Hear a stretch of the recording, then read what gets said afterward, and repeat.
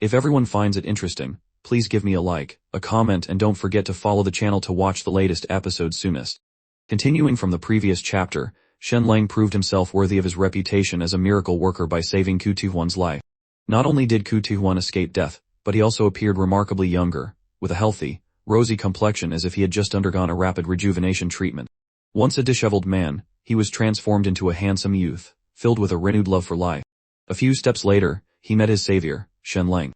The moment they saw each other, they felt an instant brotherly connection, slinging their arms over each other's shoulders. Shen Lang grinned mischievously and declared, "From now on, we'll be brothers eating from the same pot." Ku Tuhuan immediately nodded in agreement. Shen Lang then turned and gestured towards Ning Zhang, introducing him. "This is His Highness, the fifth prince, Ning Zhang." Ku Tuhuan bowed in respect. "Greetings, Your Highness." In return, Ning Zhang was even more humble and courteous, bowing a perfect 90 degrees with his hands clasped formally. "It is an honor to meet you, Brother Zhuo." Startled by this, Ku Tuhuan quickly prostrated himself, bowing his head to the ground and saying repeatedly, "I greet the fifth prince. I greet Master Shen." Ning Zhang was taken aback by this action, while Shen Lang mused to himself that this was Ku Tuhuan's nature. He always started off acting proud and arrogant, as if he were the best in the world. However, if someone showed him a little respect, he would return it tenfold, becoming even more humble than a subordinate. Shen Lang continued, "Ji Yichen, would you be willing to serve as a Kainhu 1000 household commander under the fifth prince?" Ji Yichen was a living legend in the Vite country. At 18, he became the martial arts champion.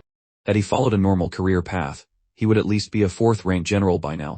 Instead, he was being offered a minor position as a Kainhu. However, Ku Tuhuan answered without a moment's hesitation, "I will." Shen Lang leaned closer and whispered, "Brother Zhuo, are you willing to join me in assisting the fifth prince to claim the throne and build a great enterprise?" Ku Tuhuan was shocked to his core. The fifth prince was competing for the throne. The odds were impossibly slim. But then he thought, "They gave me a new life, so I will risk it all to repay them." Instantly, Ku Tuhuan knelt on one knee before Ning Zhang. "I, Ji Yichen, greet my lord. As long as you do not forsake me, I will never forsake you. I, Ku Tuhuan, swear to never be the first to betray." Pleased, Shen Lang turned to Ning Zhang and clasped his hands respectfully. "Congratulations, Your Highness, on gaining a general with maxed out skills." Ku Tuhuan truly had the charisma of a commander. He studied martial arts and military strategy as a child, won the martial arts championship at 18, and at 19, he went to the Tanya Hage Pavilion to further his studies in martial arts, national studies, mathematics, and philosophy. He excelled at everything. Later, as a great bandit leader, he led 200 men on horseback across the kingdoms of Dong Viet and Dong Nan Wu, winning every battle. Despite being pursued by thousands of soldiers dozens of times, he was never caught. Although he was a bandit, he never harmed civilians, only targeting the corrupt and wealthy. His men were highly disciplined and followed a strict code of honor, viewing money as worthless. They weren't just a gang of thieves, but an army with a conviction to act on behalf of heaven. Ku Tuhuan then said, "Your Highness, I have 200 more brothers, and I wish to summon them here." Ning Zhang replied, "Excellent, summon them all. I will make them your personal guard, and no one will interfere with them." Ku Tuhuan spoke clearly, "I will write a secret letter. Master Shen, please have someone deliver it immediately to Dalio Island in the northeast sea of Wei country. As soon as they see this token and the letter, they will set out for the capital at once." Dalio Island, Shen Lang frowned slightly. He had heard of the name. It was a small, sparsely populated island in the middle of the ocean. Strangely, it belonged neither to the Wei nor the Wu kingdom in modern terms. It was in international waters. So that was where Ku Tuhuan's base was hidden. No wonder the combined forces of Wu and Viet could never find him despite turning the entire sea upside down. True to his decisive nature, Ku Tuhuan immediately took out a pen and paper and began to write. Looking at the strange, squiggly lines, Shen Lang was stunned. He couldn't recognize a single character. They all looked like bizarre symbols, like hieroglyphs on acid. "Did you create this script yourself?" Shen Lang asked. Ku Tuhuan gave a dry laugh. "Haha, just something to make the world laugh at." Shen Lang was amazed. Ning Zhang thought to himself, he created his own writing system. He really is a genius. Ku Tuhuan explained, "When we transmit secret messages, we not only use a script I created, but even the symbols themselves are just serial numbers. The person receiving the secret message would still have to decipher another layer to understand it, ensuring absolute security." Hearing this, both Shen Lang and Ning Zhang were astonished. "This is a national-level security method. You're just a pirate with 200 men. Is it really necessary to go to such lengths? It's like using a butcher's cleaver to kill a chicken." Shen Lang narrowed his eyes and couldn't help but tease, "I heard you studied under scholar Zheng Ji, didn't you?" Ku Tuhuan sighed, "I entered the Tanya Hage Pavilion at the age of 19, but before that, I had never studied the classics or mathematics. He was forced to study with a group of 18 and 19-year-olds the moment he arrived. That was the result. Shenlang and Ningzheng suddenly understood. His background was truly tragic. It was equivalent to someone who had never attended elementary school being thrown directly into a university. He was forced to study Marxist-Leninist philosophy from the very first chapter. It would be strange if he didn't go crazy. No wonder Kutiwan was scolded and beaten every day, living a life of constant doubt. Yet, the fact that he still managed to learn something proved that his talent was anything but ordinary. Kutiwan then asked, "Your Highness, do we only have one Kainhu position?" Shenlang casually replied, "For now, there is only one Kainhu position available." Kutiwan's face lit up. "Then where are the 10 Beihu 100 household commanders under me?" Shenlang smirked and gestured towards the courtyard. "There they are. Over there." Kutiwan turned to look and saw 10 beggars lying around. One was snoring loudly, another was scratching his navel, and a third was rummaging through a pot for leftovers. The moment they appeared, a foul stench filled the air. "Oh my god, it stinks. Who farted?" "It wasn't me. I've been eating healthy lately. I can't even produce a decent fart." In that instant, his scalp tightened and a cold sweat ran down his back. The late autumn sun was warm, yet he shivered as if thrown into an ice cellar. Looking closer, the 10 men were no different from crippled beggars. They were the dregs of society, the rejects of the world. Seeing the scene before him, Kutiwan couldn't help but groan inwardly. "Master Shen, you are such a genius, how could you not see this? Or do you have some special preferences?" He screamed internally, "Are you deliberately making things difficult for me? Creating difficulties where there are none? These 10 Beihu are all completely useless. I could have randomly picked anyone off the street and they would be 10 times stronger. This is outrageous, truly outrageous." It was one thing to be disabled, but these men had been homeless for years. Their hearts had turned into lazy lumps, and their bodies were completely broken down. The word useless was written all over them. Just a moment ago, they were made to practice archery, and none of them could even draw a small bow that required less than 30 caddies of force.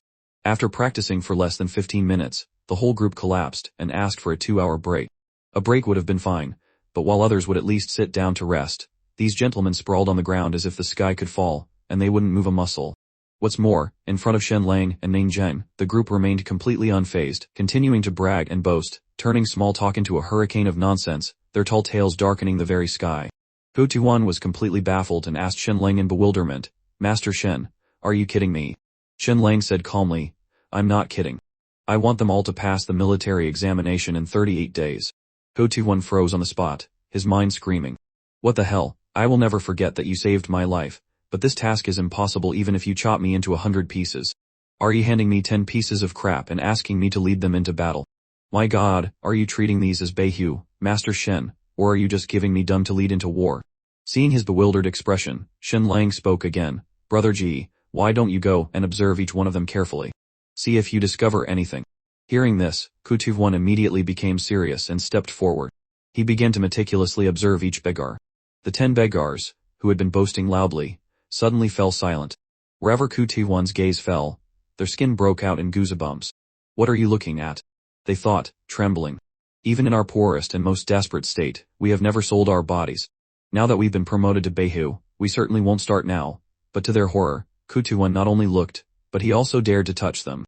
He even brought his nose close and sniffed them like a hound.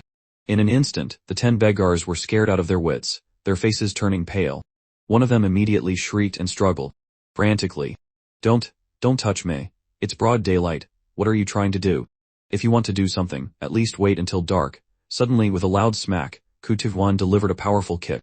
The unfortunate begar was sent flying and slammed to the ground, his body twitching and convulsing like an electrocuted frog, blowing bubbles from his mouth, unable to even groan. The rest of the group stared, a chill running down their spines. Is this a medical examination, or a murder attempt? After 15 minutes of observing, sniffing, and touching, Kutiwan finally sighed and stood before Shenlang again. Shenlang crossed his arms, a slight smile playing on his lips. "Well, did you figure it out?" Kutiwan nodded with a serious expression. "I have. You smell a very familiar aura on them. This type of bloodline power is extremely mystical, so subtle that it's almost impossible for anyone but their own kind to sense even a trace of it." Shenlang asked, "Do you know why their bodies have become so twisted?" Kutiwan replied in a low voice, "They possess an extraordinarily powerful bloodline. Every day, it automatically absorbs the vital energy of heaven and earth. But because this energy is not properly activated and released, it turns back on itself, wreaking havoc within their bodies, causing their bones and muscles to become distorted. I have seen cases like this before. Shenlang asked again, if it can help them activate their bloodline, and even enhance it a step further, what would be the result? Gu Tivwan spoke slowly. They are all over 30 years old. Their bloodlines have been absorbing the vital energy of heaven and earth for over 20 years. The energy accumulated in their bodies is terrifyingly immense. Once successfully activated, they will instantly possess astonishing strength and vitality. It's just like Denio back in the day. He had never practiced martial arts in his life, and apart from standing with a sword every day, he learned nothing. Yet, after his golden bloodline was activated by a grandmaster, his power erupted to the point where it surpassed even the Sword King, Li Qingqiu. He alone could stop 99 of the world's top masters, simply because that power had been dormant in his body for over a decade, just waiting to explode. Gu Tivwan's eyes gleamed. It's the same with these 10 Begars. The bloodline within them has been accumulating for 20 or 30 years. Once activated, while they might not reach the level of Denio, they will absolutely be powerful enough to shock the world. Shenlang nodded slightly, an enigmatic smile on his lips. There are too many eyes and ears in the capital. Tomorrow, I will take them out of the city to a remote, deserted place. Activate their bloodlines one by one, and then begin their secret training. Suddenly, Gu Tivwan's face turned serious. Master Shen, I agree to go with you to a remote location, but can the bloodline activation be postponed for 2 days? At these words, Shenlang frowned slightly, a flicker of doubt in his eyes. Why is that? Gu Tivwan explained in a low voice, once their bloodlines are activated, they will become ordinary men who possess extraordinary power. Their mentality will completely change. But right now, they are just a group of crippled outcasts. On the surface, they act arrogant and talk big, but deep down, their hearts are cold and filled with despair.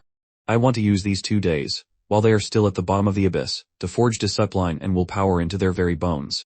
Only then will the transformation be truly ingrained in them. Shenlang squinted. So, what kind of training do you have in mind? A smirk appeared on Gu Tivwan's lips as he answered. Succinctly, beat them. Beat them half to death. A few minutes later, Gu Tivwan strode into the courtyard, his expression solemn as he stood before the lounging Begars. Brothers, he announced loudly, my name is Gu Tivwan. From now on, I am your Kanhu. We will all eat from the same pot. I hope for your cooperation. The Begars remained sprawled on the ground. One scratched his navel, another picked his ear, a third let out a jaw-cracking yawn, and they finally gave a lazy, half-hearted wave. Of course. One of them sneered, don't worry, we'll definitely cooperate with you. Another added arrogantly, although you're the Kanhu in name, you won't sit securely in that position without our support. So, you'd better be obedient from now on. Having said their piece, the group went back to their loafing and boasting, acting as if the entire world revolved around the 10 of them. That's right. There's a proper order to things. You may be the Kanhu now, but you're still the newcomer. How can your qualifications compare to ours? Another lectured him pretentiously, Little Ku, do you know what the most important thing is about being an official? It's learning how to be a proper person first. Gu Tivwan kept a smiling face, nodding his head like a chicken pecking at grain. Yes, I will remember all the teachings from my brothers and never forget. In the midst of his smiling and bowing, Gu Tivwan's expression suddenly turned cold. With a swift swoosh, he drew a whip from his sleeve, the cold steel glinting in his eyes. Before the Begars could comprehend what was happening, he lunged forward, the whip cracking through the air. Crack, crack, crack, get up, all of you, get up for me. The 10 Begars were whipped relentlessly, screaming in agony. One thrashed on the ground like a fish out of water, another squealed like a pig being slaughtered, and one was even beaten so badly he wet himself on the spot. The group wailed and cried, creating a chaotic scene, but Gu Tivwan had a cruel tactic. Whoever cried the loudest, he would focus his whipping on until they were rolling all over the courtyard. Ah, he's trying to kill us. Master Shen, save us. Your Highness, he's crazy. Help, he's lost his mind. Gu Tivwan whipped them with unerring accuracy. Shenlang stood by and watched without a word, the screams continuing unabated. Enough, we quit, we're leaving. Hearing this, Gu Tivwan's voice turned grim. Leaving? Did you just say you're leaving? One of the men stood up defiantly. Yeah, so what? We came here to be officials and get paid, not to be beaten. The 5th Prince and Master Shen don't even bother with us. You're just a measly Kanhu, who do you think you're trying to intimidate? Gu Tivwan didn't get angry. He just repeated, his voice growing colder and his killing intent heavier with each word. You said you want to leave. The air froze. The other Begars shivered but tried to maintain a tough facade. The defiant one gritted his teeth and yelled, so what if I want to leave? What's there to be afraid of? Are you trying to show off your new authority? We've seen this new boss act more times than we've had cold rice in the Begars sect. Who do you think you're scaring? Gu Tivwan's lips curled into a cold smile. If you dare to speak of leaving, you are a deserter. According to military law, deserters are to be executed by hanging. Without another word, Kutivwan grabbed the man by the collar and began to drag him away. It was only then that the man felt a wave of panic and fear. Hey man, are you for real?